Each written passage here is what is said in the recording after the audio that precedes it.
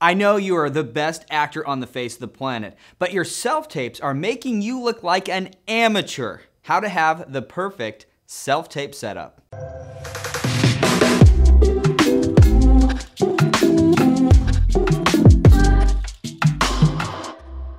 So you don't want to have the absolute best performance you've ever had in your entire life as an actor for your audition and have it be ruined by awful lighting, bad sound, a bad reader, and a distracting background.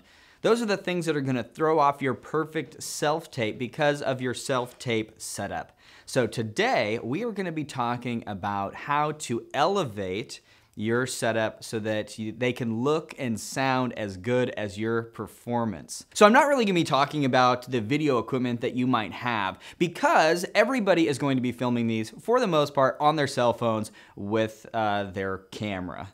So you might wonder like, well, is it beneficial to me to go out and buy a DSLR or some type of like camcorder or something for your self-tapes, and is that gonna make you stand out? No. I just saved you $2,500, you're welcome.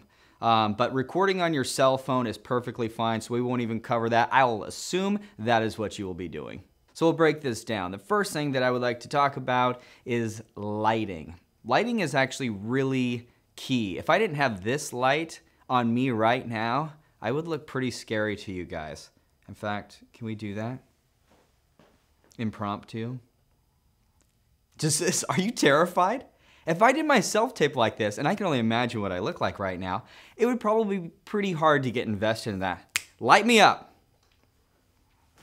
This is a big softbox. It gives nice even lighting on my face, and it's going to allow the viewer to see this as it ought to be seen. They gotta see my eyes. They gotta be able to feel the emotion, because if you have all that emotion and your performance is really subtle and they can't see it, it's gonna get lost. So much so that they're not gonna get it. Your moments aren't gonna come through. Your emotional point of view might be gone entirely. So you wanna make sure that it is lit. You're gonna be lit from the front. Soft boxes are great. Ring lights are okay. You generally get the eye. I would try to get something, some type of a softbox setup on top of that, whether you have one key light or you've got one on each side of the camera.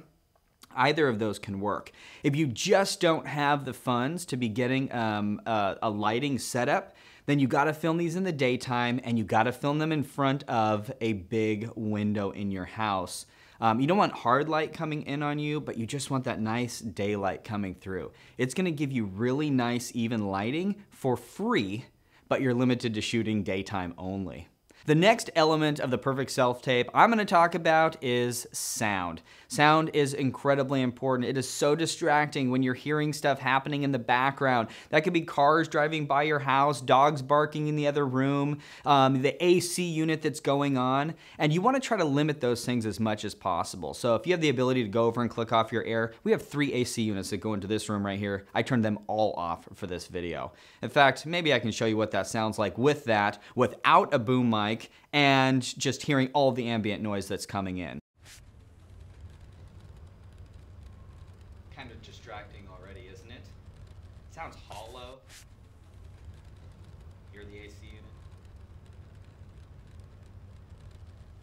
I rest my case. See what I mean? That does not sound great. So you want to limit all that noise right off the bat. And then, in addition to that, if you're in like a carpeted room, that's going to make probably the most sense. Otherwise, you're going to get a lot of sound bouncing all over the place. But I would also invest in a mini shotgun mic that's going to plug right into your guys' cameras. Rode makes a good one for like $69, and we'll have a link below where you can find that. The next thing is just a distracting background. You want to have something blank. This could be a wall, sure, or you can actually get the backdrop set up. Generally, if you're buying one online, like a 5x7 is fine. You don't need a bunch of room because generally you're going to be in a medium close-up. So that's going to be from underarm to the top of head. So you only need about this much on either side. So it doesn't have to be a huge space. You want to give yourself a little bit of wiggle room if you want to walk into your shots or walk out of them.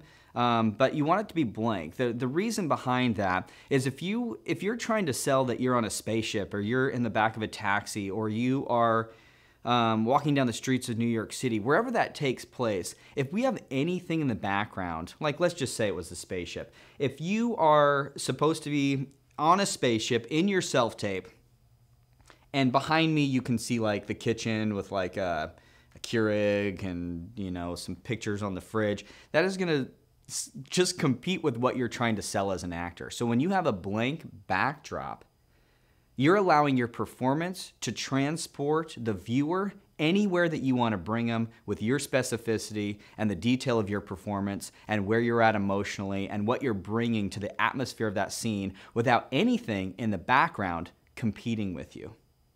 The next thing is the reader. Sure, you could use your little brother or your mom or your neighbor or whoever is available. However, I can promise you they cannot help you out with your performance. There might be a beat that you need to say, hey, can you give me a beat for this moment because I want to play that? And they're not going to know what you're talking about. So if you have another actor, maybe you go to acting class with this actor, or you've worked with another actor, certainly you know some actors out there. Give them a ring, say, hey, I've got a self-tape. Would you mind coming over and helping me with that? The other thing is that they are going to, they're not going to read just completely flat. They're going to be able to help you out and give you something to work with and a little something to play off of. Your reader doesn't want to be overpowering or overbearing, but they should literally be right off to the side of the camera so that your eye line can be nice and specific for that. So if you get great lighting, you have great sound, you have a blank background, and you grab yourself a good reader, you're gonna have great self-tapes.